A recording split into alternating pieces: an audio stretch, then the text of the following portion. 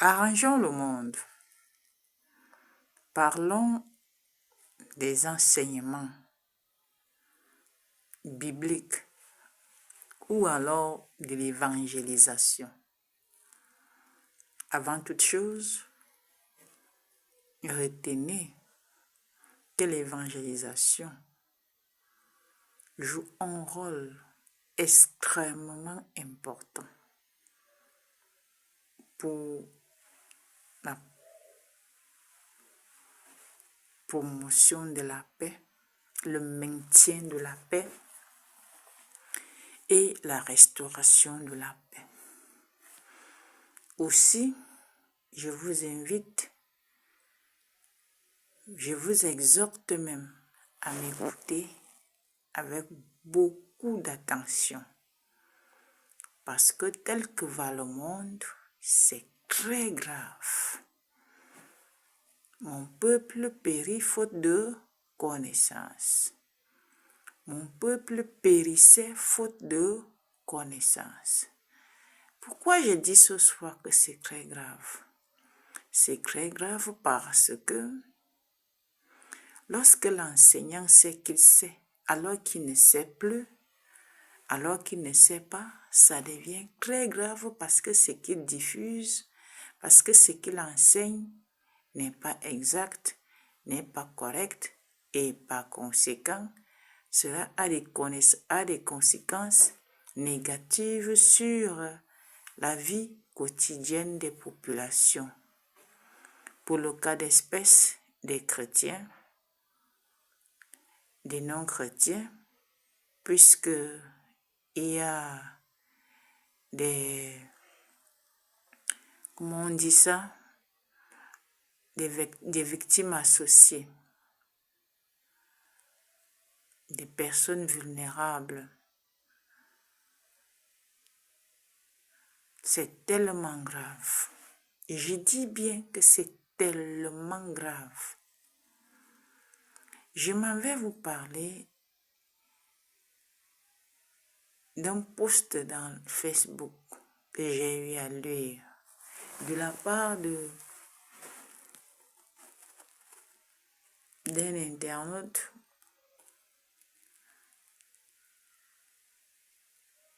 qui a fait des éloges à un pasteur de renommée, puisque on dit qu'il a des millions de fidèles qui le considèrent comme leur spirituel et que son église est implantée dans des centaines de pays dans le monde. Il s'agit du pasteur Enoch Adeboye,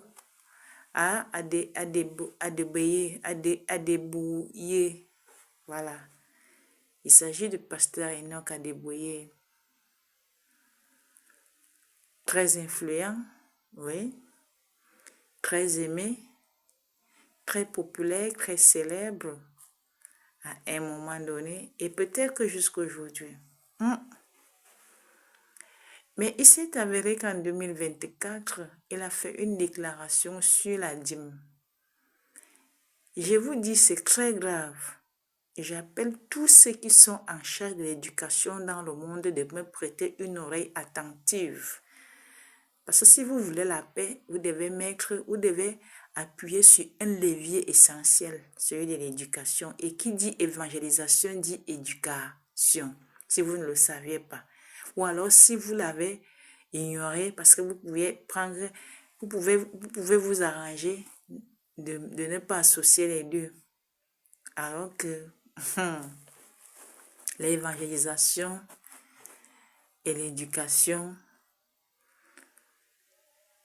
sont ensemble, vont ensemble, doivent être ensemble.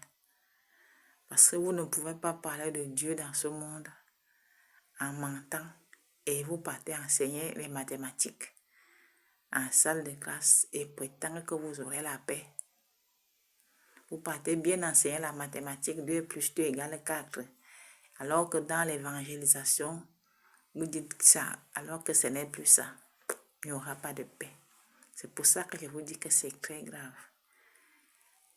Un pasteur comme celui-là qui a pu implanter des centaines d'églises dans plusieurs pays du monde, a certainement déjà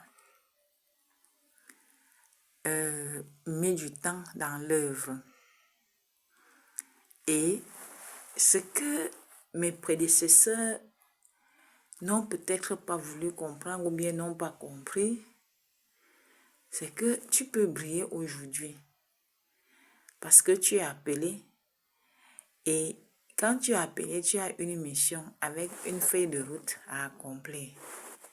Si ta mission c'est 5 ans, après les 5 ans, il faut que tu puisses te rendre compte que tu as déjà accompli ta mission, que le temps de ta mission est arrivé à son terme et tu laisses tomber. Qu'est-ce qui se passe en 2024 lorsque le pasteur Enoch Adeboye diffuse que il s'était trompé? La dîme ne permet pas que quelqu'un entre au ciel, qui se trompe et que ce n'est même pas biblique. Pourtant, je sais que tous les pasteurs,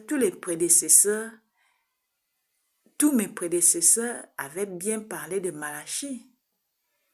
Du moins, dans le cas de l'église de réveil, tous avaient dit, Malachie dit que si vous ne payez pas les dîmes, vous me volez. C'est-à-dire que vous volez Dieu. Qu'est-ce qui peut justifier qu'en 2024, il déclare pratiquement l'inverse? Comme quoi, si tu ne payes pas les dîmes, tu n'as pas péché, tu n'as pas fait du mal. En tout cas, je ne voudrais pas trop parler comme si je l'ai entendu parler. J'ai aussi lu ce que quelqu'un a écrit. Je ne suis pas sûre que cette personne a été à cet endroit où il a fait cette déclaration, ou elle a regardé à la télévision quelque part. Mais je ne voudrais pas parler comme si j'étais présente. Mais d'une manière générale, nous retenons que le pasteur Enoch Adeboye a dit que la dîme n'est pas impérative, la dîme n'est pas indispensable, la dîme n'est pas obligatoire, la dîme n'est pas... C'était très grave. Laissez-moi vous dire, pour clarifier et pour aider le monde à guérir, que en fait, son véritable problème, c'est que la dîme était indiquée pendant qu'il était en fonction. Quand Jésus est revenu en 2012 et que tous ces pasteurs ont ressenti le changement, imaginez un peu de 2012 à 2024 lorsqu'il vient parler de ça. Qu'est-ce qui s'est passé? Il n'avait plus le droit de récolter la dîme. Il n'avait plus le droit de recevoir la dîme, puisqu'il n'était plus reconnu par Dieu, celui qui l'a envoyé. Il n'était plus reconnu. Sa mission s'était arrêtée. L'Église en général s'était arrêtée. L'Église en général était finie. Nous étions arrivés à la fin. En 2011-2012, nous étions arrivés à la fin, donc l'Église devait fermer. Et par conséquent, comme ils se sont rendus compte que quelque chose s'était passé, qu'il y avait eu changement et que dans la pratique, ils ne s'étaient pas arrimés, Dieu a commencé à leur parler tantôt d'une façon, tantôt d'une autre, pour essayer de leur faire comprendre que pour qu'ils se rendent compte qu'ils ne peuvent plus prendre les dîmes. Qu'ils ne peuvent plus prendre les dîmes. C'est alors que c'est en 2024 qu'il vient faire la déclaration. Je dis bien sur le feu du Saint-Esprit. Je dis bien sur le feu du Saint-Esprit. Le seul objectif du Seigneur, c'était qu'il déclare qu'il n'a plus droit aux dîmes et par conséquent, il devait dire que la dîme ne peut pas, il devait dire qu'il ne peut plus prendre la dîme. Il devait justifier pourquoi en disant à ses fidèles que il n'a plus droit à la dîme. Et non que la dîme n'est pas indispensable, la dîme ne joue pas un grand rôle dans le salut. Appelons ça comme ça. Donc, le vrai problème, c'est donc qu'en 2024,